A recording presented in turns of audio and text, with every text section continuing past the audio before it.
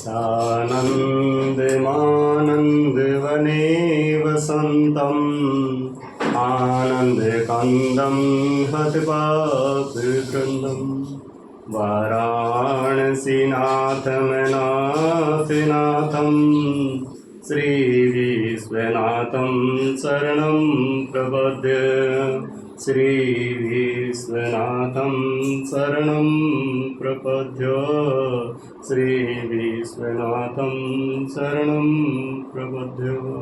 नमस्कार, स्वागत है। इस जो 8वां पाठ हम सुक्त्यहत कक्षा 10 का संस्कृत का पढ़ रहे हैं, उसके 4 श्लोक हम पहले पढ़ चुके हैं। आगे वाले श्लोक, आगे वाले पद्य हम उसी के क्रम में आगे पढ़ने जा रहे हैं। हमने देखा था कि सुक्त्यह इसी के किस ग्रंथ से लिए गए हैं? तिरुकुर्रल। और इसके प्रणेता, इसके लेखक कौन है? तिरुवल्लुवर। लिखने में ध्यान रखें, आधा ल आएगा, फिर ल पूरा उ, तिरुवल्लुवर, ध्यान रखना है। हम 4 श्लोक पढ़ चुके हैं। 5वां श्लोक है, वो देखिए क्या कह रहा है। यत् प्रोक्तम येन केन अपि तस्य तत्वार्थ निर्णयः कर्तुम शक्यो भवेद्येन स विवेक इति रीतः। देखिए इसमें क्या क्या कहा गया है।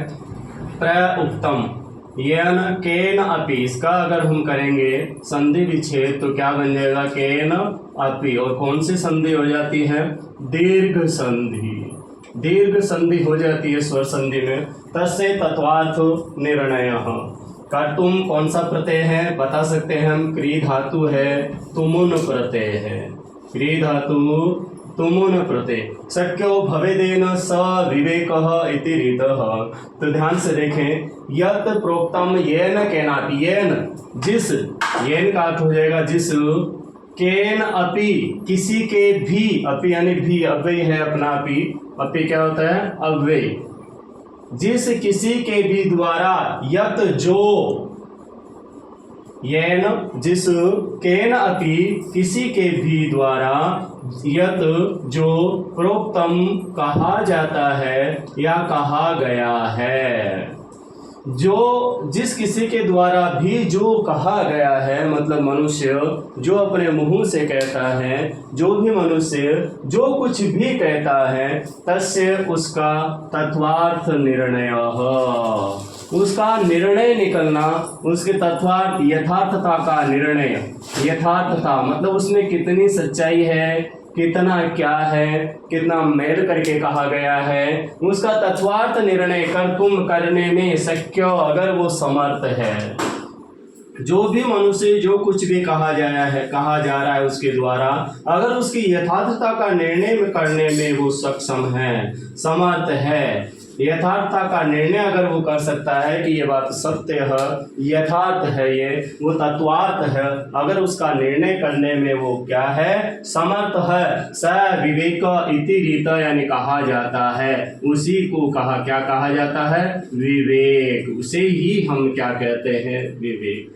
मतलब इसने विवेक के बारे में बता रहा है कि विवेक क्या होता है, विवेक क्या है। तो विवेक का क्या कहा गया? येन जिस, केन अपि किसी के भी द्वारा, यत जो, प्रउक्तम कहा गया है, जिस किसी के द्वारा भी जो कुछ कहा गया है, तस्य तत्वार्थ निर्णय कर्तुम शक्यो, अगर वह उस चीज का निर्णय करने में समर्थ है, वो योग्य है, वो उसका यथार्थता का निर्णय कर सकता है कि ये यथार्थ चीज है, स विवेक इति रीतः, उसे ही विवेक कहा जाता है।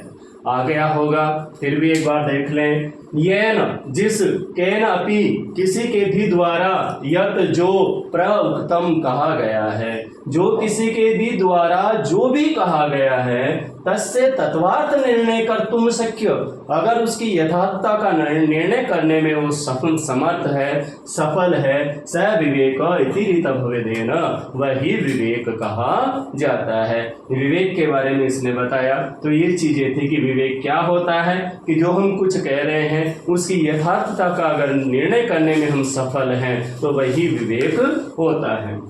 नेक्स्ट देखेंगे अगला। इसमें देखो एक मंत्री की क्या क्या गुण होते हैं वो बताए गए हैं कि मंत्री जो होता है, राजा का मंत्री, वर्तमान समय में चलें तो हम वो मंत्री जो वर्तमान के हैं वो, तो मंत्री के क्या निर्णय होते हैं। वाक्पटु, पहला है वाक्पटु, दूसरा है धैर्यवान। मतलब मंत्री के क्या निर्णय होने चाहिए, मंत्री कैसा होना चाहिए, वाक्पटु। वाक्पटु बोलने में पटु, पटु कहते हैं चतुर को, तो चतुर हो। दूसरा उसका गुण क्या बताया, धैर्यवान हो।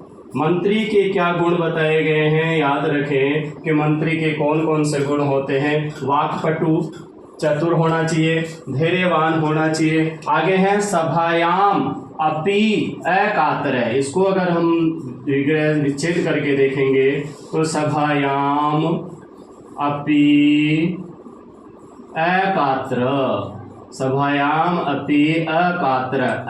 कातर का अर्थ होता है डरना, डरपोक, और अकातर का अर्थ होता है निर्भय, जिसको किसी प्रकार का कोई भय नहीं होता है, वो होता है निर्भय, अकातर।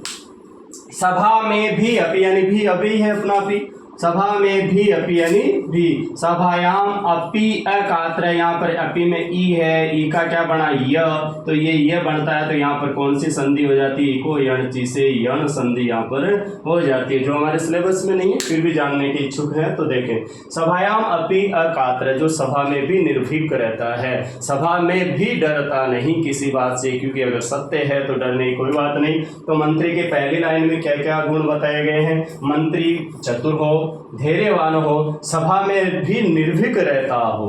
कितने गुण है, 3। पहला हो गया कौन सा, उसका वाक्पटु, चतुर, दूसरा धैर्यवान, और तीसरा सभा में निर्भीक। अगर ये गुण है तो स वह कौन है, यहाँ पर स मंत्री के लिए कहा जा रहा है, भाई स यहाँ पर मंत्री ही है।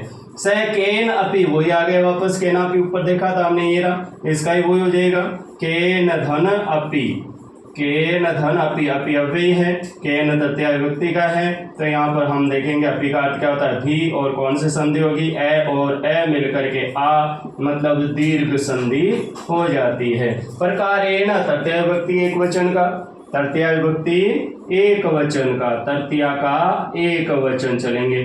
परेरना, यहाँ पर कौन सी संधि है, देख सकते हैं हम, परई धन न, विसर्ग का क्या हुआ, रे, जो कि ऊपर लगा हुआ है, और विसर्ग का रे होता है, तो कौन सी संधि होती है, ऋत्व विसर्ग संधि वहां पर होती है। आप देखिए पहले लाइन हमने देख चुके कि मंत्री जो है चतुर होना चाहिए, धैर्यवान होना चाहिए, सभा में भी निर्भीक अगर वो रहता है, अगर ये तीनों गुण किसी मंत्री में है तो स वह केनपि प्रकारेण, किसी भी प्रकार से, परे यानी दूसरे लोग, पराये लोग, परे पराये, जिसे दूसरे लोग, उसे दूसरे लोग परिभूयत, अपमानित करना, कोई भी दूसरा आदमी उसे अपमानित नहीं कर सकता है।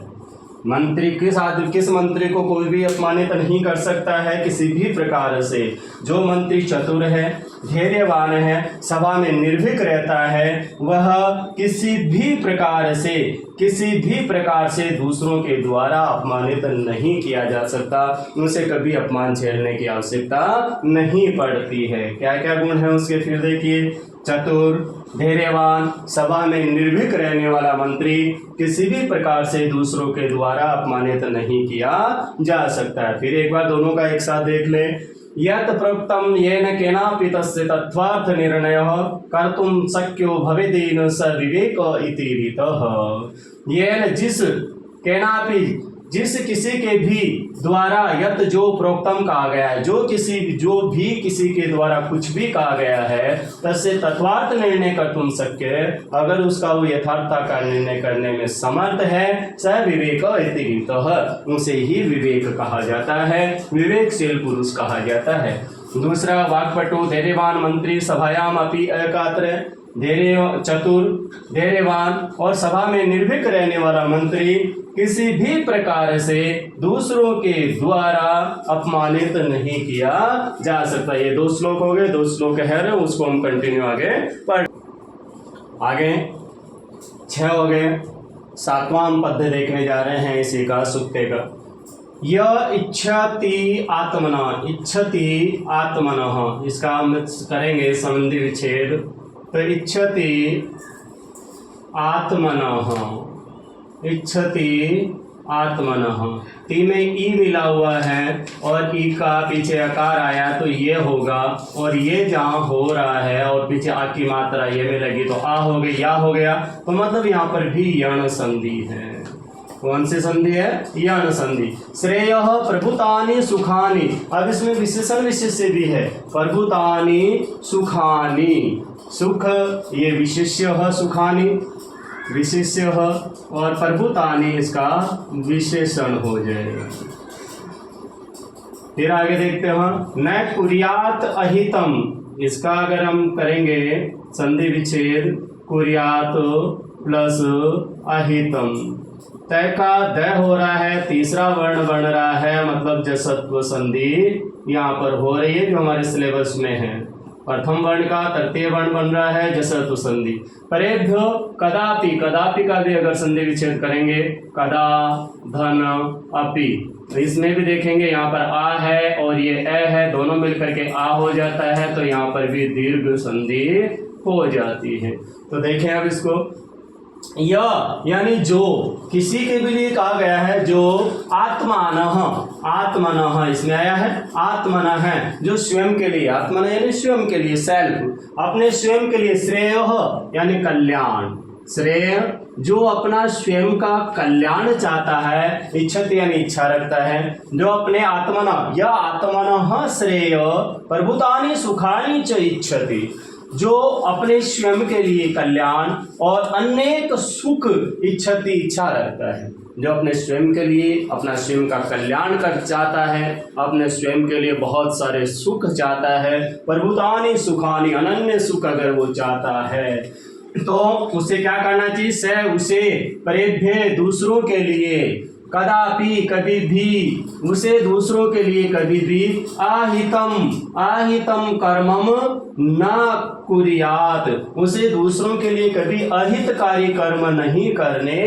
चाहिए, उसे दूसरों के लिए हमें कभी भी अहितकारी कर्म नहीं करने चाहिए। क्या कहा जा रहा है? यह आत्मनः जो स्वयं के लिए श्रेय कल्याण, प्रभुतानि सुखानि इच्छति जो अपने स्वयं के लिए कल्याण और अनन्य सुख की इच्छा रखता है, उसे दूसरों के लिए कभी भी अहितकारी कर्म न कुर्यात नहीं करना चाहिए। फिर देख लीजिए, यह जो आत्मनः स्वयं के लिए श्रेय कल्याण चाहता है, प्रभुतानि सुखानि अनंत सुख चाहता है, अनेकों सुख चाहता है, स उसे परेभ्य दूसरों के लिए कदापि कभी भी अहितम कर्म अहितकारी कर्म न कुर्यात नहीं करना चाहिए। मतलब कहने का मतलब सीधा सीधा है कि जो अपना खुद का कल्याण चाहता है, खुद के लिए बहुत सारे सुखों की इच्छा रखता है, तो उसे दूसरों के लिए भी कभी अहितकारी कर्म नहीं करना चाहिए, क्योंकि ये कर्म लौट करके आते हैं। ये हो गया हमारा सातवां। आगे देखेंगे आचार, आचार यानी जिसे सदाचार और आचार एक ही चीज है। प्रथमो धर्म, आचार पहला धर्म होता है। प्रथम धर्म कौन सा होता है? आचार मतलब सदाचार। तो याद रखें, सदाचार पहला धर्म होता है। मनुष्याणाम प्रथमो धर्मः क, तो मनुष्याणाम प्रथमो धर्मः सदाचारः। मनुष्य का पहला धर्म कौन सा है? सदाचार। एते तद विदुषाम यानी विद्वानों का वच यानी वचन, ये विद्वानों का वचन है। विद्वानों का वचन है कि सदाचार ही पहला धर्म होता है। सदा आचार प्रथमो धर्म, सदाचार पहला धर्म होता है। एते तद विदुषाम वच, ये विदुषों का विद्वानों का मत होता है। विद्वानों का मत होता है कि सदाचार पहला धर्म होता है। तो क्या कह रहा है? तस्माद् रक्षेत, इसीलिए रक्षा करनी चाहिए विशेषतः, विशेष रूप से प्राणेभ्यो अपि, प्राणों से भी बढ़कर हमें रक्षा करनी चाहिए। किसकी? सदाचार की। इसलिए सदाचार की हमें हमेशा प्राणों से भी बढ़कर के रक्षा करनी चाहिए। तो क्या कह रहे हैं कि सदाचार पहला धर्म होता है, ये विद्वानों का मत है। विद्वानों का मत है कि सदाचार पहला धर्म होता है, इसलिए हमें रक्षा करनी, विशेष रूप से उसकी रक्षा करनी चाहिए। तस्मात् रक्षेत, विशेष रूप से उसकी रक्षा करनी चाहिए। प्राणेभ्यो अपि, प्राणों से भी बढ़ करके हमें उस सदाचार की रक्षा करनी चाहिए। वापस दोनों को देख लो एक बार। यह इच्छित आत्मनः, जो स्वयं के लिए कल्याण चाहता है, प्रभुतानि सुखानि चाहता है, स उसे दूसरों के लिए कभी भी अहित कर्म नहीं करना चाहिए। फिर इसमें आज सदाचार पहला धर्म होता है, ये विद्वानों का मत है। इसलिए तस्मात् सदाचार को सदाचार की प्राणों से भी बढ़ करके, विशेष रूप से सदाचार की प्राणों से भी बढ़ करके हमें रक्षा करनी चाहिए। ये अपना इस प्रकार से 8वां जो पाठ था यह पूर्ण हो गया है। तो ध्यान रखें, इसको नोट से इसको उतारें, यानी अपने नोटबुक में लिखें, इसका हिंदी अनुवाद करें प्रत्येक श्लोक का, और आगे के प्रश्नोत्तर भी आप उसमें करें। Thank you. ओके।